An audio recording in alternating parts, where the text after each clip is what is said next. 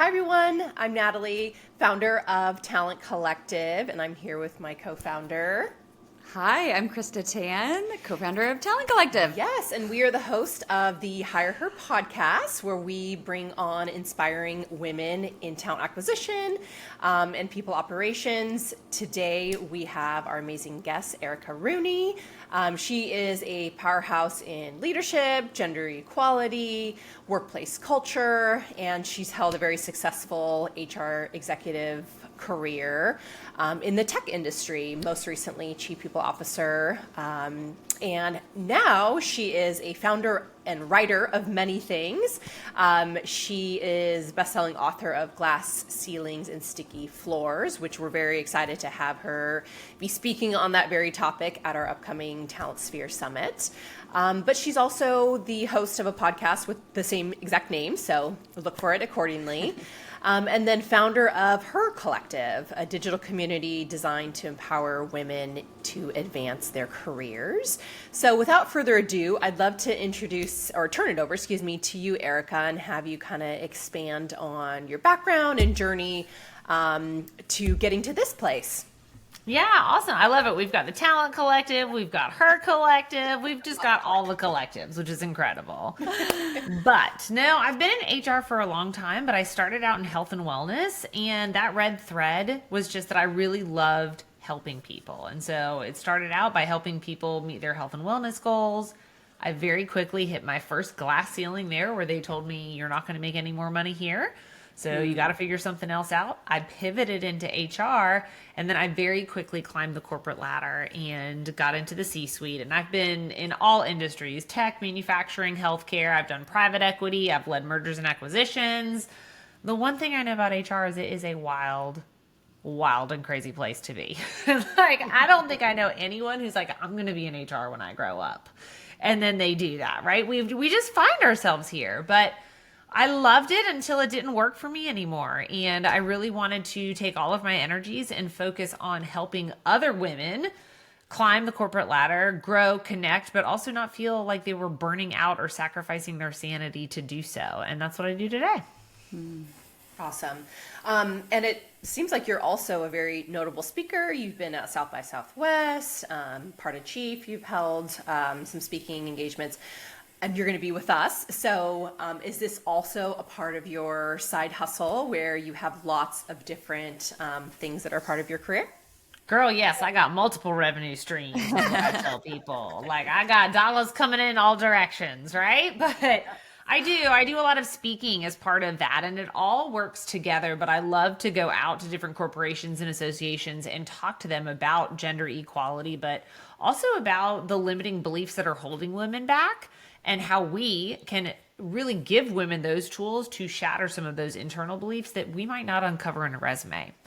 Right. And so I do a lot of the speaking, and it's all based off of my book and the body of work, which is Glass Ceilings and Sticky Floors. And I think it's just very important work, right? Like, we have told women that they can have it all, do it all, and be it all, but we've never given them a playbook or a system that really allows for that.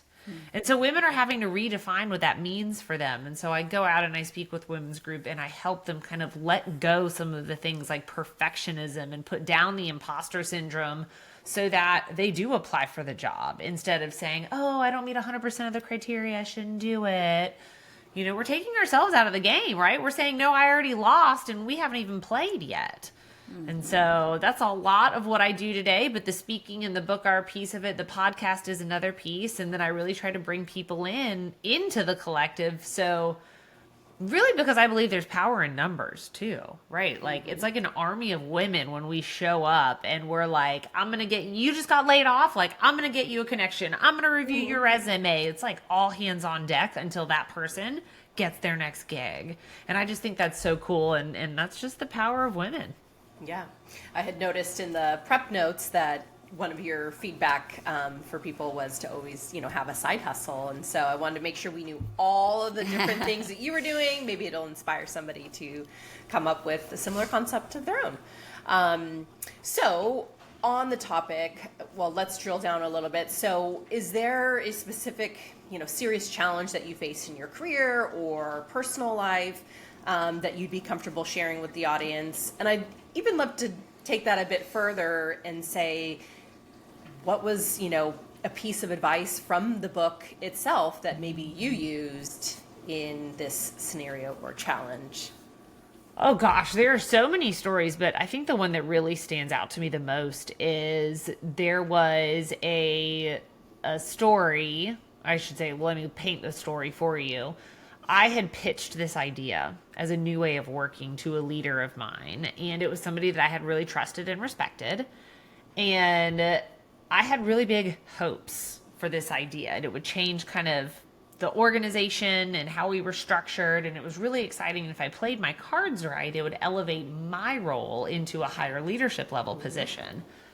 But unfortunately, the person that I pitched that idea to walked into an executive meeting and pitched that idea as his own. And the role that I had envisioned for myself was given to someone else. And that absolutely crushed me. And I remember hearing that news that I wasn't going to have this job. And I was piecing everything together of how this all played out and what had happened. And all I could do is think of why was I such a failure? Like, how did I let this happen? And I was automatically taking the blame on as if I did something wrong in this instance. And, unfortunately, time stops for nobody and the days kept going. And I was like, well, I guess I'll just dry my eyes and go back to work. And I did that for weeks on end until I had this turning moment where it was like, you know what? I can't control what other people do. I can't control what they say. I can't control their integrity. That was for certain. But I could control how I showed up. And that's really when the whole concept of glass ceilings and sticky floors started to piece together, because that was when I stopped waiting for other people to recognize my worth and waiting for other people to say, you're deserving of this salary or this promotion. And that was the day that I started going after what I knew I deserved and what I wanted. My goodness. Yeah, I love that story. Thanks for sharing that. It's very inspiring to see when women can kind of take things into their own hands and say, you know what, like, I'm done living the way I have been and letting others kind of control that destiny. And sorry you had that situation happen to you. I mean, but it turned out to be a huge girl, learning. don't be sorry, right? Like that, I tell people all the time, hindsight is a gift that we will all have one day. Yeah. Now, that day I was crying in my car, Yeah. didn't have it that day, right? But after that moment happened, that was when I got my first big executive job was after that. And it was because I was motivated to reach out to other people. And then it was from that job that I launched my coaching business. And, it's all the breadcrumbs, right? Yeah. Like, all of those things are lessons that just really guide us to where we're supposed to be. Well, and you long-term wouldn't have wanted to work for somebody like that anyways, right? Like somebody who's Right? going to take your idea and pitch it as their own. And, it's clearly that wasn't a leader, period. Exactly. It was not going to vibe with my values. So check done. Thank you. Yes, exactly. Good. Let's go into more of a recruiting focus now. So, this is quite the interesting job market that we have here. I think it's both competitive on the candidate side and the employer side. I wouldn't necessarily call it either or at this point. But I think as recruiters and people in the human resources space, recruiting and retaining good employees is not only essential to any thriving business, but also still very challenging. So what's maybe something that you've tried that you've had a lot of success with? Oh my God. Recruiting right now, you were like, is it good? Is it bad? The only word I have to describe right now is it's just uncertain, right? Because there are things that are swinging in the favor of the employer. There are things that are swinging in the favor of the employee. And then it's almost like we also showed everyone in the world like what they could have in terms of flexibility with COVID. And a lot of people want that back, but a lot of people don't. And it just creates a lot of messiness, honestly, because there are some very strong opinions, right, wrong, or indifferent about what you believe. But What I have done and what I have seen work, and this doesn't work for everybody, but it's meeting the employees where they're at, right? There are 8 billion people in this world. There are going to be people that love to come in the office, and there are going to be people that don't ever want to see you in person outside of work. And I think COVID taught us that we can get those things done. And so when I'm doing my recruiting and I'm focusing on the individual, right? Can they do the job I need them to do is the first thing. And then how do they best like to work, right? And how does that team like to work? And then so when I'm doing my recruiting, I'm really kind of looking how at the department and how best they work. And then I'm also looking at the candidates that will best fit that role. Well, you mentioned messy, and I feel like hybrid is the messiest of the messy, right?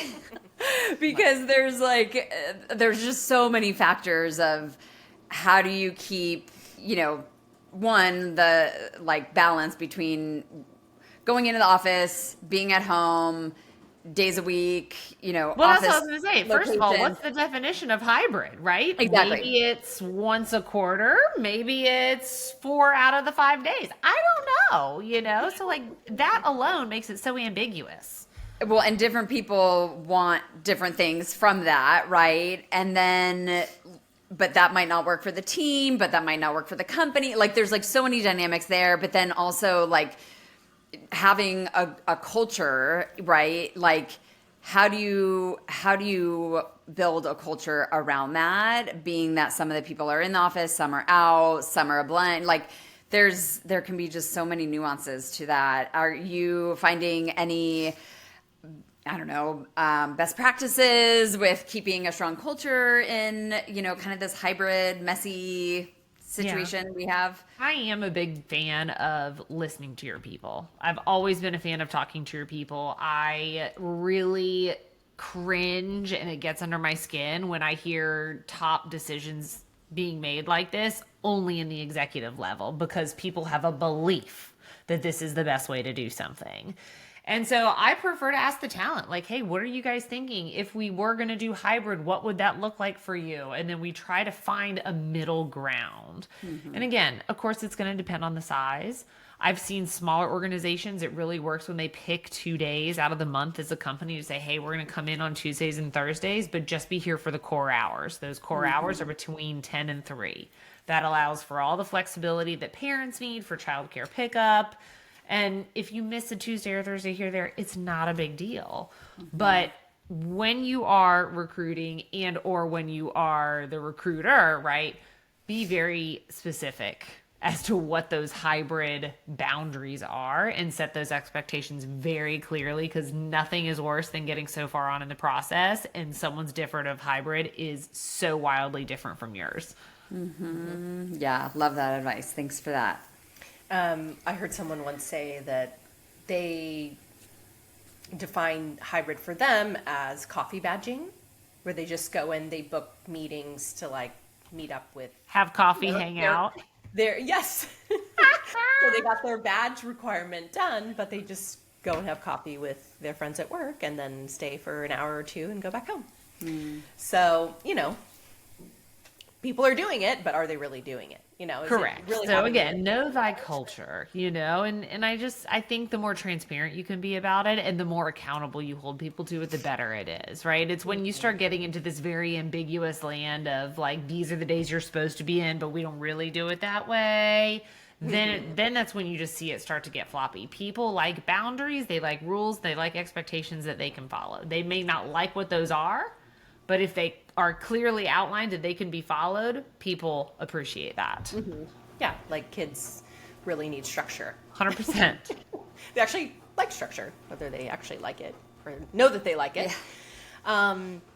Okay, so since we're kind of in a funny mood right now, let's go to a question about if there's anything hilarious or an unexpected moment that you've had during an interview or with an employee, or just something that's just really off the cuff that you remember as being a highlight in your career. This is too funny because I actually told this story today, but One of my first HR jobs was in a call center environment, and call centers have very high turnover rates. So you are constantly recruiting, you're constantly bringing in 20 people in the hopes that maybe 5 of them work out.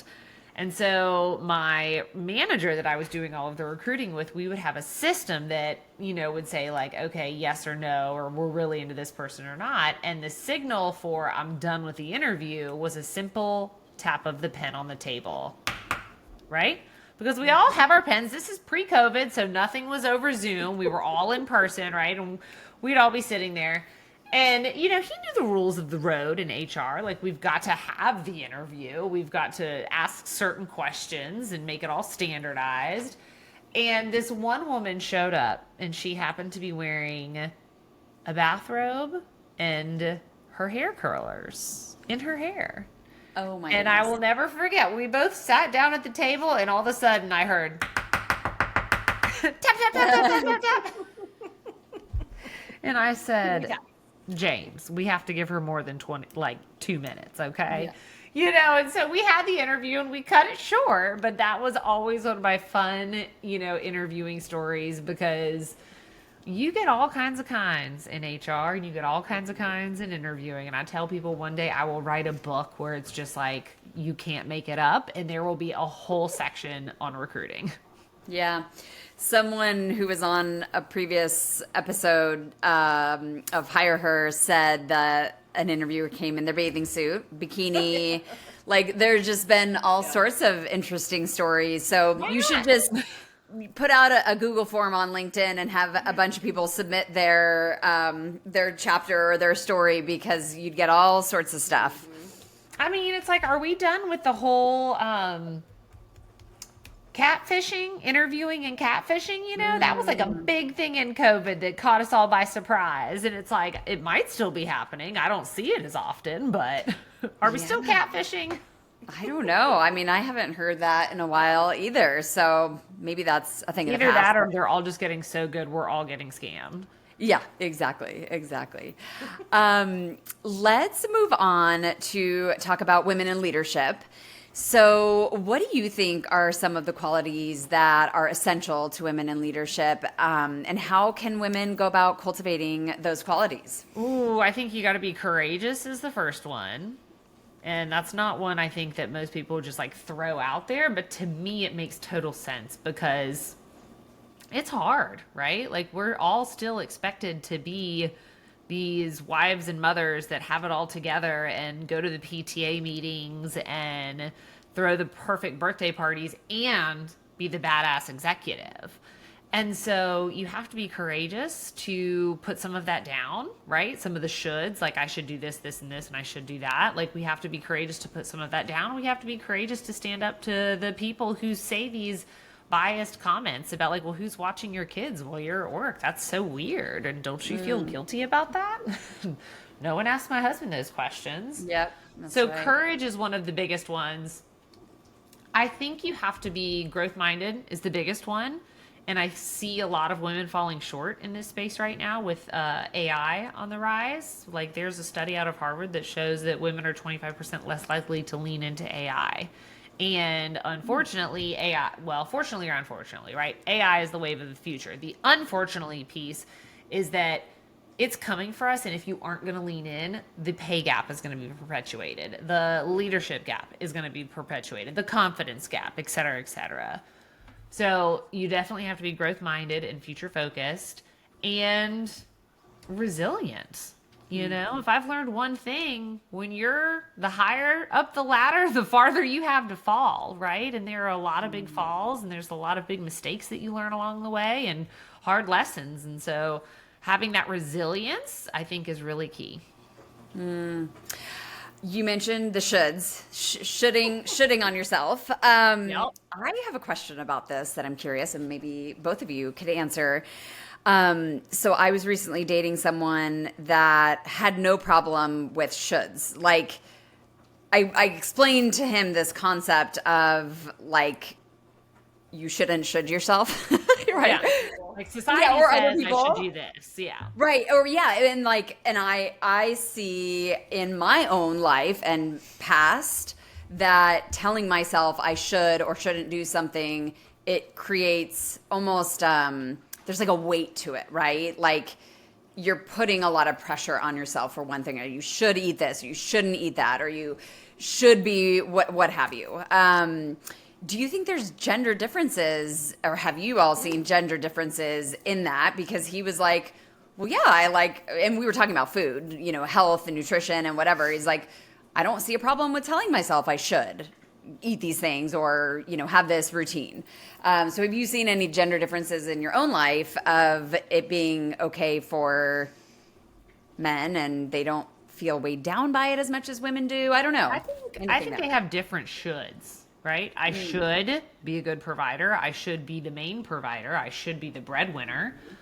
Right? I should be the leader. I should know the most in the room if I'm the leader. Believe it or not, 72% of men struggle with feelings of inadequacies. So they're not going to say that, right? Nobody's going to walk around waving that flag. Hi, I feel inadequate. You know, that would be horrible. But I think they have different shoulds than women do. And I think that society, I just think they're different, I guess. Yeah. Yeah. Where women are the should nots, the limiting beliefs. Like, oh, I should not. You said this the other day in French. Oh, I shouldn't have that dessert. Or no, the cookie. I shouldn't have that cookie. Did I say that? Yeah, you So, did. I don't know. I didn't even think about it. Because I'm so hypersensitive to shoulds, because my mom was a shoulder. Well, you should think about this, or you shouldn't do that. And so I'm very much... You pay attention to it. You pick up on it. yeah, Absolutely. It's a trigger word for me. Interesting. But yeah, like the limiting belief side of it for women is, to your point, like we put the barrier or the pressure on ourselves where men are like trying to pump themselves up. Yeah, I think it can go all the ways though, right? Because there's a lot of things that we say we should do that have nothing to do with what I should not do, right? I should act this way as an executive. I should act this way as a wife or a mom. I should be at every school event, right? When in reality, my husband has missed so many school events and there's not 1 ounce of guilt in that man, right? And like, I miss one carpool, you know, and I'm like, oh God, I feel so bad. It was her birthday and it was carpool and she's never going to remember that, you know? And like, he could miss the Christmas concert and nobody cares, you know? So I think it's just all different, but it's very interesting. The gender nuances, I think, are so complex, especially with all of the generations that we have in the workforce and like the rapidly changing workforce. But, you know, time will tell to see how it all kind of shakes out. Very true. Very true. Well, thank you, Erica. It's been so fun getting to know you here. We're so excited for Talent Sphere coming up in June in Scottsdale. So excited to hear from you more then. Until then, where can our listeners find you? How can they find you? Well, I live in Raleigh, North Carolina, but my other permanent address is LinkedIn. So you can find me there. I'm there every single day. But you can also hit me up on my website, which is just ericaandersonrooney.com. So that would be great.